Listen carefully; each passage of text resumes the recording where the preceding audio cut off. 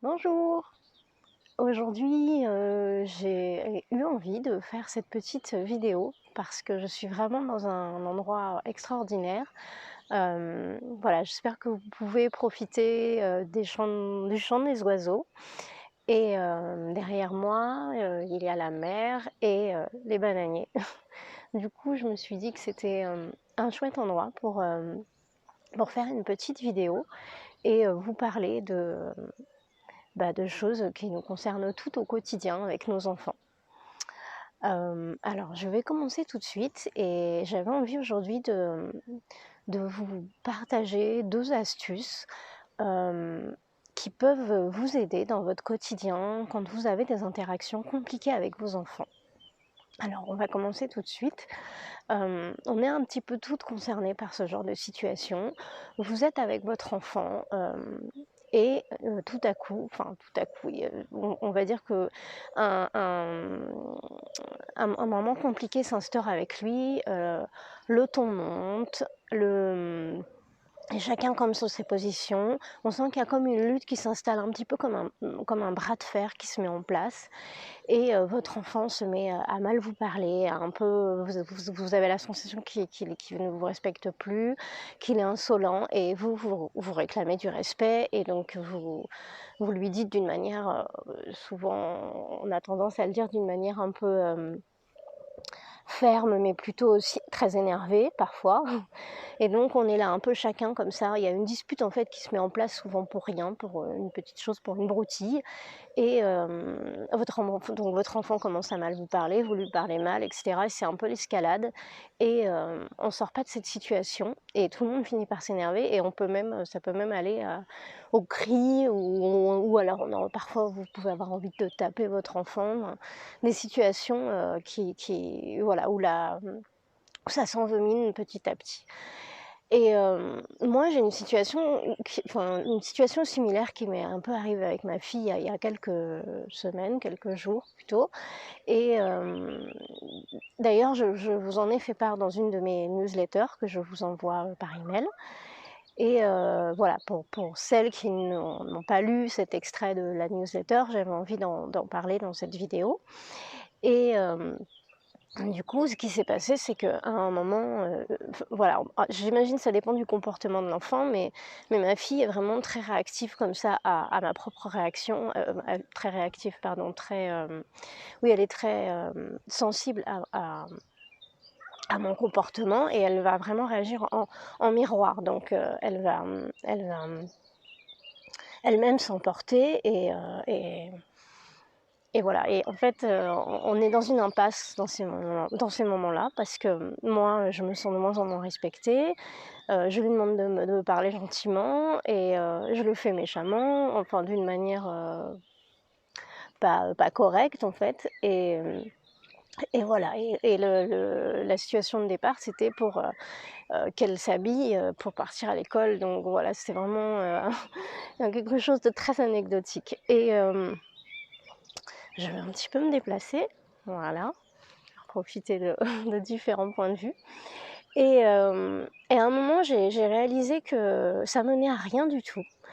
et alors à ce moment-là, effectivement, ça suppose peut-être de mettre un petit peu de côté, son ego parce que, on va lâcher prise et on va dire: «OK, là, ça sert à rien d'exiger de toute façon le respect maintenant», enfin d'exiger le respect, d'exiger, que l'enfant tout à coup se mette à bien nous parler. Alors évidemment, il ne s'agit pas de se laisser piétiner par son enfant, hem, mais que, si lorsqu'on voit que notre enfant, nous parle pas forcément très bien à ce moment-là, mais peut-être se rendre compte qu'en fait c'est une situation globale qui s'est mise en place entre 2 personnes qui se parlent mal et à ce moment-là, en fait, tout à coup, lâcher et juste prendre un tout petit peu de recul sur la situation et se dire: «Mais là, ça devient presque ridicule» et donc moi, ce que j'ai fait à ce moment-là, j'ai dit: «Là, on arrête tout et je te propose qu'on se fasse un câlin, là». On se fait un câlin et donc j'ai dû insister à une ou 2 reprises parce qu'évidemment, elle était un peu sur la défensive et voilà. Mais j'ai, j'ai insisté, mais pas tant que ça et finalement elle est venue vers moi et en fait, elle avait tout son petit corps là, elle a 6 ans et demi, elle avait tout son petit corps qui était tendu, mais comme un bâton quoi et elle s'est mise à pleurer, elle m'a dit: «J'ai mal au ventre» et en fait, bon, c'était juste la nervosité et je lui ai fait un câlin, puis tout à coup, son petit corps s'est détendu, au fur et à mesure et voilà, elle était apaisée, elle était bien et une fois effectivement qu'on est apaisés les 2, parce qu'évidemment moi ça m'a fait du bien aussi, on peut en parler. On peut dire: «Bon là, on s'est mal parlé, c'est important d'instaurer le respect» et cetera, voilà. Mais au sein de la crise, hem c'est pas, on n'obtiendra rien du tout. Alors vaut mieux faire redescendre la pression, faire un gros câlin qui, voilà, physiologiquement, on sait très bien que lors d'un câlin, il y a une hormone, qui se sécrète qui s'appelle l'ocytocine, qui est l'hormone de l'attachement et de l'amour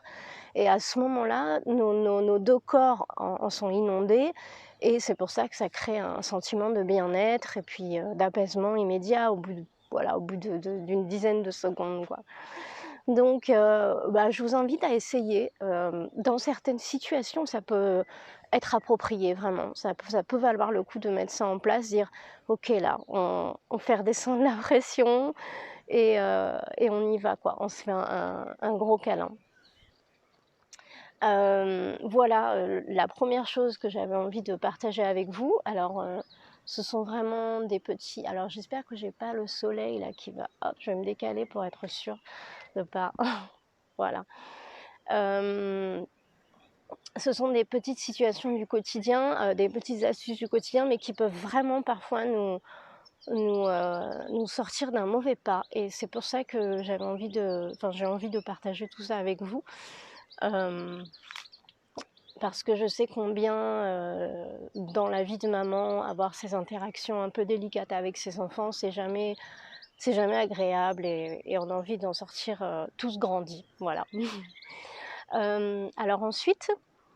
je vais me décaler un petit peu, comme ça, je fais un point de vue, je vous fais profiter d'un point de vue différent. Alors ensuite, la deuxième astuce dont je voulais vous parler, elle concerne l'accueil de sa propre émotion. Alors c'est une formule qu'on entend très souvent et qui peut paraître un peu abstraite, mais on prend une situation, concrète. Votre enfant tout à coup est très frustré et parce il n'arrive pas à faire son dessin ou alors il a une émotion forte parce qu'il vient de se disputer avec sa sœur, ou sa sœur vient de lui prendre son jouet ou pour des plus grands, je sais pas, et il n'arrive pas, à faire peut-être ses devoirs ou enfin genre voilà, plein de situations du quotidien, qui fait que l'enfant va tout à coup exprimer une émotion forte. Il va se montrer frustré ou il va se mettre en colère ou oui, par exemple, tout simplement, ils me disent: «Vos enfants sont en train de se disputer» et puis à ce moment-là, il y a ils sont très en colère ou voilà et ou alors votre enfant se met à pleurnicher. Je sais que pour beaucoup de mamans, c'est quelque chose qui est pas évident à accueillir non plus. Il s'exprime en pleurnichant, voilà et donc à ce moment-là, qu'est-ce qui se passe en vous? Hem, voilà, la plupart du temps, ce qui se passe, c'est qu'à ce moment-là, nous, on n'est pas forcément prêts à recevoir, à faire face à l'émotion de notre enfant et à l'intérieur de nous, ça se bloque. Ça se bloque totalement. On a juste envie, c'est d'être ailleurs et pourtant on est là et on ne peut pas vraiment fuir cette situation et notre enfant il est, on essaye de faire de notre mieux avec notre enfant. Mais le problème, c'est qu'à ce moment-là, ce qu'on fait en général, c'est qu'on se bloque et puis on essaye tant bien que mal de gérer l'émotion de notre enfant. Ce qui fait que, bah, souvent, on on s'y prend pas très bien, on va dire. Parce qu'en fait, à ce moment-là, ce qu'on fait, c'est qu'on refuse de regarder en nous, notre propre émotion et ça va être compliqué d'accueillir voilà, de faire face sereinement à l'émotion de son enfant, alors que nous-mêmes, on est juste en train de se bloquer totalement et de nier, en fait, ce qui se passe en nous. Donc, je reviens vers les bananiers. J'espère que vous voyez la mer derrière parce qu'avec, le bleu un peu turquoise là, c'est vraiment magnifique. Alors je reviens à mon histoire d'émotion. À ce moment-là, alors évidemment, ça suppose un entraînement ça va pas se faire du jour au lendemain parce que souvent, il s'agit, d'accueillir notre propre émotion, on va dire, en plein cœur d'une crise. Donc, hem, il va falloir être capable, on va dire, en quelques secondes ou 1 minute, de regarder en soi. Alors on peut commencer à prendre, à faire 1 ou 2 cycles de respiration profonde, on inspire, on expire, voilà. Et après l'idée c'est de regarder en nous. Alors à ce moment-là, il s'agit juste de faire preuve d'auto-empathie ou d'imaginer que vous êtes, en train de consoler et d'être auprès de votre meilleur ami, qui, ne se sent pas bien et voilà, vous avez envie d'être là pour lui et de faire preuve d'empathie et dire et de l'écouter. Alors je comprends, tu ressens ça, là tout de suite c'est pas facile, tu sens une tension à l'intérieur de toi. Si vous avez envie de décrire les sensations physiques, c'est possible. C'est quelque chose qui doit être très rapide et que vous faites à l'intérieur de vous et de dire ensuite, donc on peut décrire les sensations physiques, verbaliser l'émotion. Alors là tu te sens vraiment en colère, tu aimerais bien, être ailleurs à ce moment-là, c'est compliqué pour toi et rien que faire le travail et en fait, juste la regarder cette émotion et la verbaliser et décrire les sensations physiques qui vont avec,